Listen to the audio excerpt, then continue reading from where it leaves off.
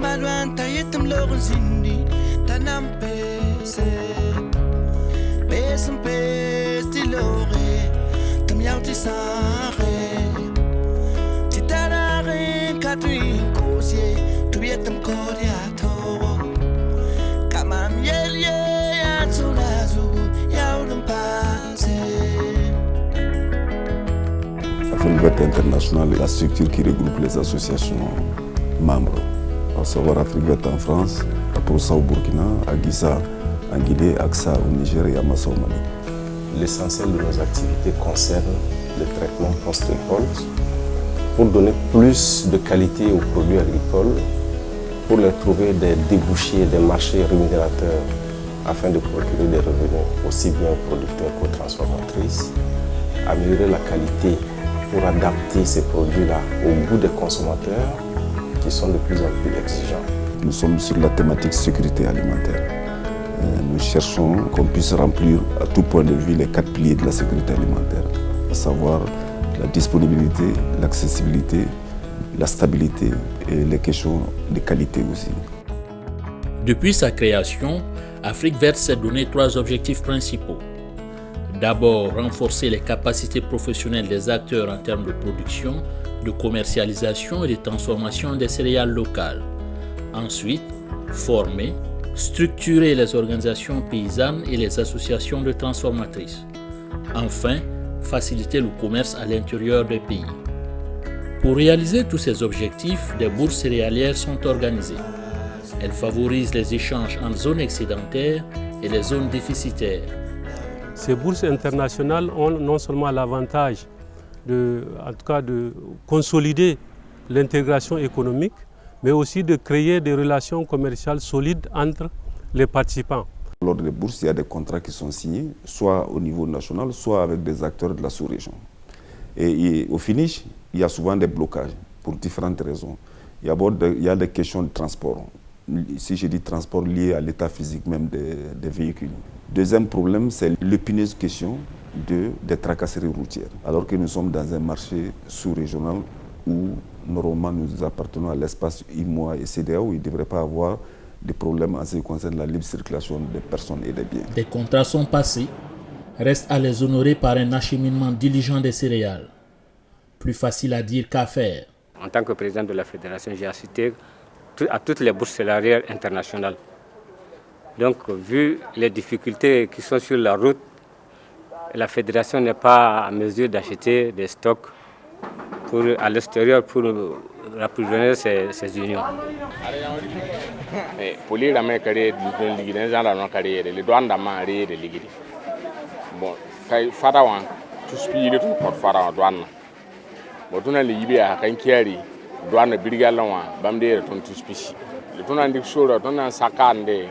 nan dik sura nan tanyame wakade ni sura ligita won tu pishopo wakade ni bishoro tar wakade man ta tupi ni don mande pa solution.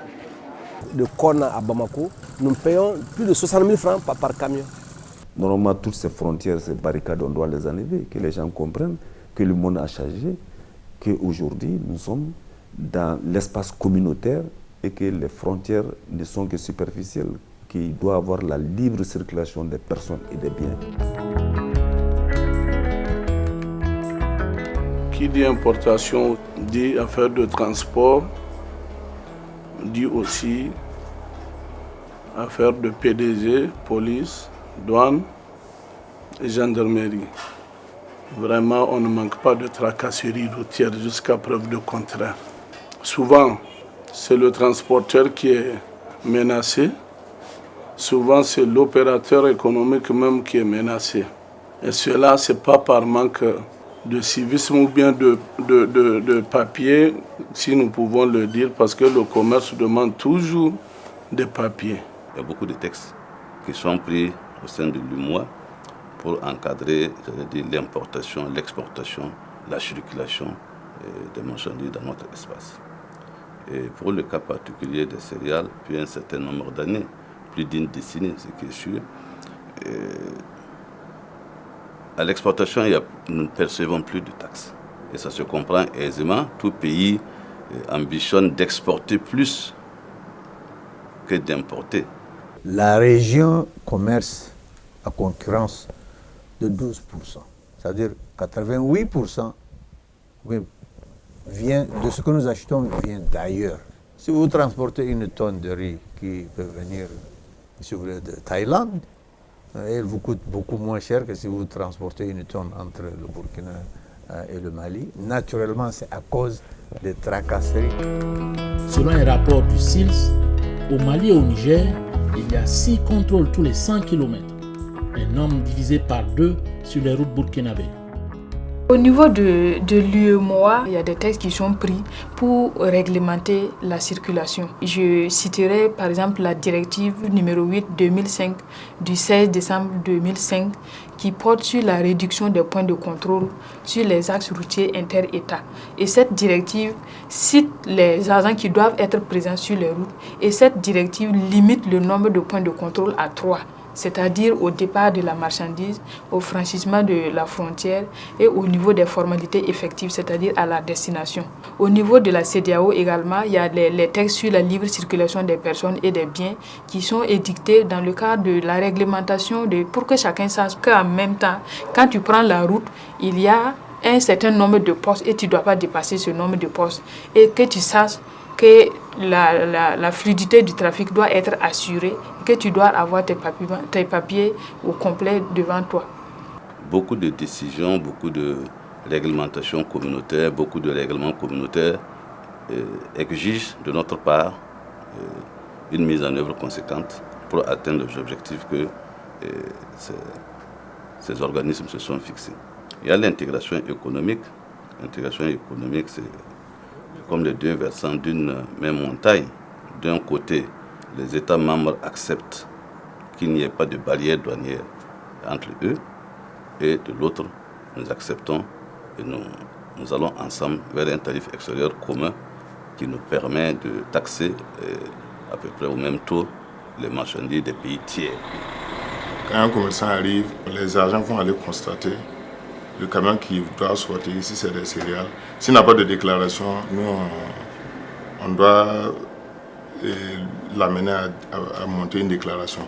Et il y a des gens qui sont commis à cette tâche, ce sont les transitaires. C'est à eux de monter la déclaration afin que nous on puisse étudier la déclaration et puis libérer si possible.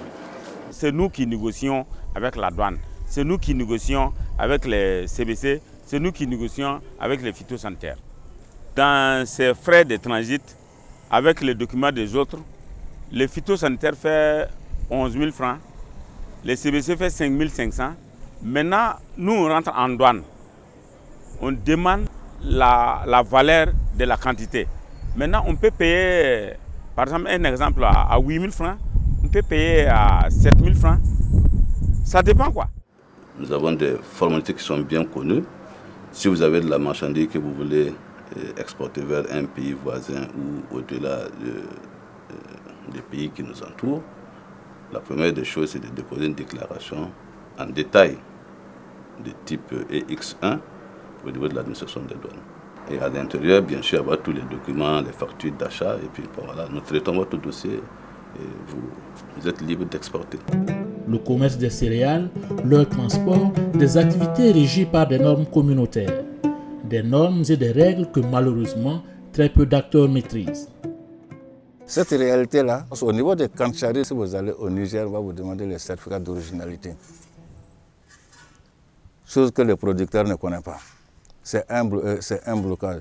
Quand vous revenez voir, on vous dit, c'est au niveau de la préfecture qu'on établit ces certificats. Quand vous revenez voir les préfets, ils vous disent, je n'ai pas conscience de... Ces céréales a été produit dans quelle localité et dans quel champ? Est-ce que vous pouvez me faire remonter l'itinéraire, la traçabilité de ces... Vous voyez déjà, mais les camions ne vous appartiennent pas. Au bout d'une semaine, les camionneurs, avec toutes les pénalités que vous prenez, vous êtes obligé de dire aux camionneurs de retourner. Voilà ce qui se passe réellement sur le commerce des céréales.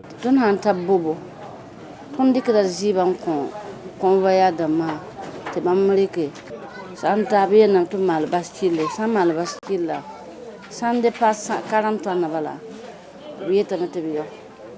Mais tu es au tout pita, c'est Bam douane na masa yeti fo yo ya fo na yo ozibun pam lo wa.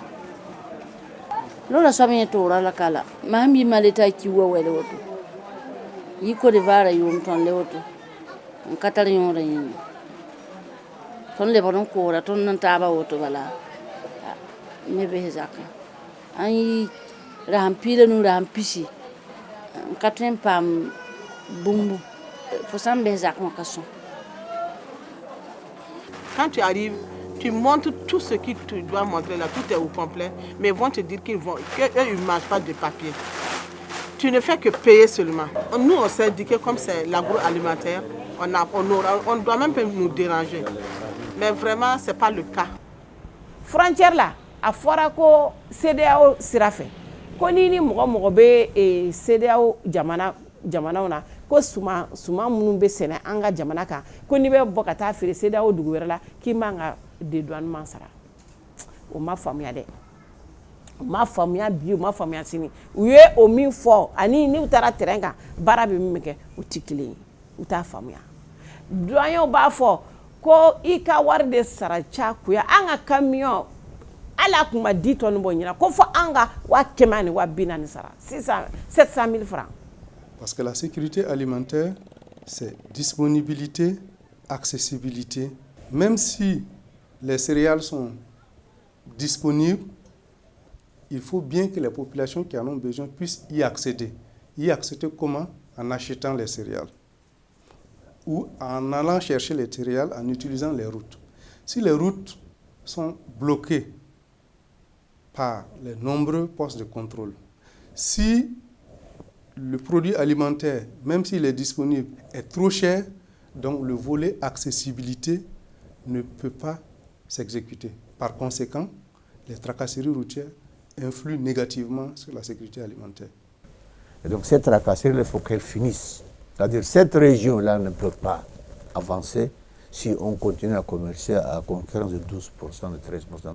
C'est vrai que ce sont nos chefs d'État qui ont signé cette convention pour la question de la libre circulation et des biens. Mais ce qui a manqué peut-être à la loi, et peut-être que c'est son degré d'application. Il n'y a pas de mesures pour dire que si un tel fait faille à la loi, voilà comment il faut les sanctionner. C'est la mauvaise volonté des États de ne pas prendre des sanctions sévères à l'endroit de ceux-là qui sont en train de compromettre la libre circulation des biens et des personnes. Et ces personnes-là sont en train de saper le moral de l'intégration régionale. Il faut que nous interpellons tous,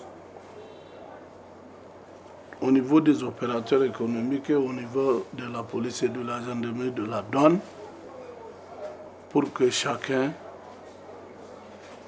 respecte l'engagement qu'il avait pris vis-à-vis de sa carrière.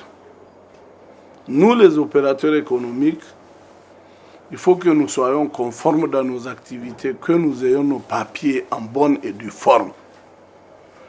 Eux aussi, à leur côté, quand ils voient que la personne s'est tuée au moins pour être juste, moi je pense que ce gars-là, laissez-lui faire ses activités comme ça se doit. Je pense qu'il y a lieu de privilégier le dialogue à tous les niveaux, de telle sorte que même les agents qui font ces contrôles, qui travaillent également dans le cadre des missions qui leur sont confiées, donc dans le cadre de ces missions-là, que ces missions, plutôt que de bloquer l'activité économique, contribuent positivement au développement de ces pays. Aujourd'hui, la plupart de nos administrations sont fortement informatisées. Et mieux, nous sommes tous en train d'aller vers un même système informatique qui est Sidonia++. Et l'ambition aujourd'hui, c'est de faire en sorte que nos systèmes informatiques au niveau régional ou sous-régional soient interconnectés. Avec pour ambition principale de faciliter les échanges. Les affaires et la sécurité alimentaire, deux enjeux majeurs pour les pays du Sahel. Burkina, Mali, Niger, 52 millions d'habitants soumis à de récurrentes crises alimentaires. Dans tous ces pays, ces contrôles injustifiés donnent lieu à des perceptions illicites qui plombent le commerce des produits agricoles. Ces raquettes sont surtout contraires aux dispositions communautaires de la libre circulation des biens et des personnes. Mon cri de cœur s'adresse à l'ensemble des citoyens, parce que quand on parle de nos dirigeants, ils sont d'abord des citoyens. Mon cri de cœur s'adresse également à l'ensemble des décideurs administratifs, parce que c'est les administrateurs qui sont chargés de la mise en œuvre des politiques. Et mon cri de cœur s'adresse enfin aux décideurs politiques, pour que, pour une fois, l'Afrique donne à la face du monde sa volonté à réussir. C'est un travail pédagogique. Il ne s'agit pas de jeter la flèche à qui que ce soit. À mon sens, chacun doit nettoyer dans sa cour. Et à commencer par le citoyen lui-même qui a vraiment besoin d'éducation, de formation pour comprendre toutes ces questions.